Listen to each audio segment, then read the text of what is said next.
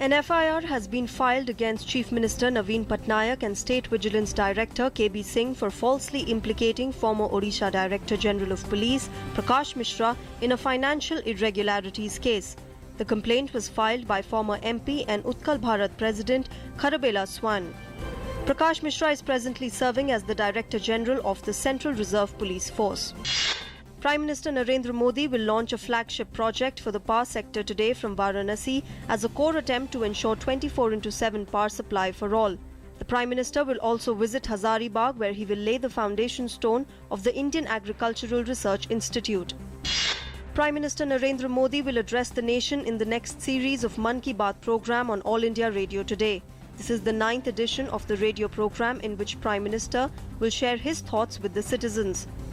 Prime Minister Modi has so far spoken on various issues ranging from Clean India Mission to black money, farmers' issues, drug abuse and the use of khadi. DD News will launch a weekly news program in Sanskrit today, coinciding with the World Sanskrit Conference starting in Bangkok today. Vartavali, the program, will have news, reportage, features and discussions in Sanskrit.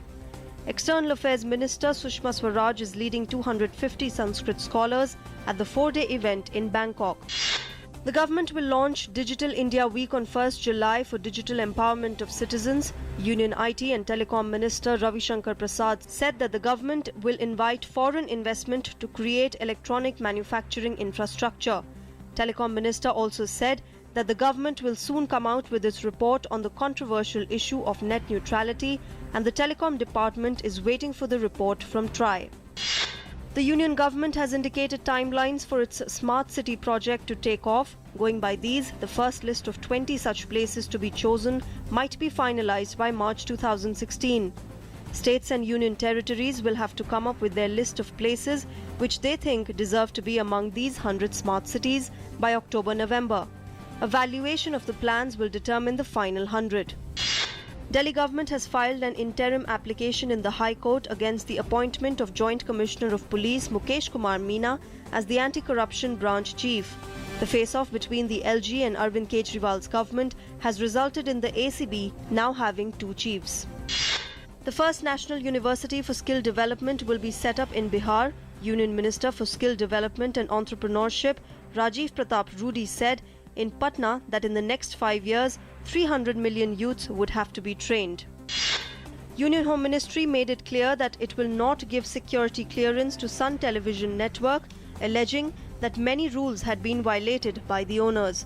Official sources said the ministry's stand is clear and that there is no provision under the law for granting security clearance to Sun TV.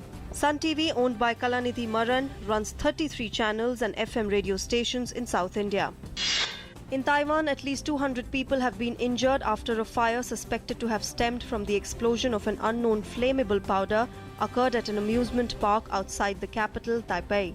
The fire broke out at the center of the stage when up to 1,000 people were having a color play party, a festival of dance and music where revelers are sprayed with clouds of colored powder.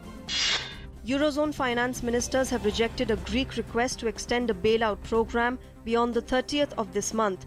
A Eurogroup statement said that Greece had broken off negotiations over a new bailout deal unilaterally. Greek Finance Minister Yanis Varoufakis said that Greece would still try to secure a bailout deal that could then be put to referendum. In Mali, 12 people, including 3 soldiers, were killed in a jihadist attack on the southwestern town of Nara on the Mauritania border.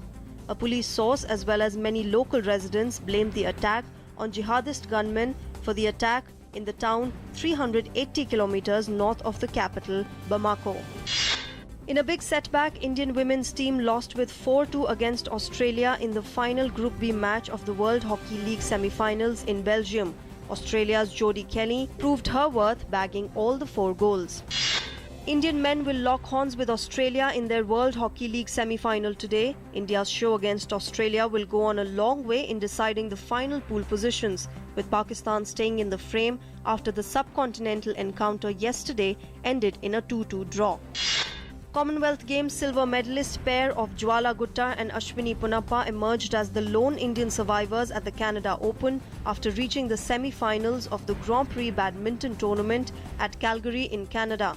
The third seeds Indian pair will next take on Japan's Shiho Tanaka and Koharu Yunemoto.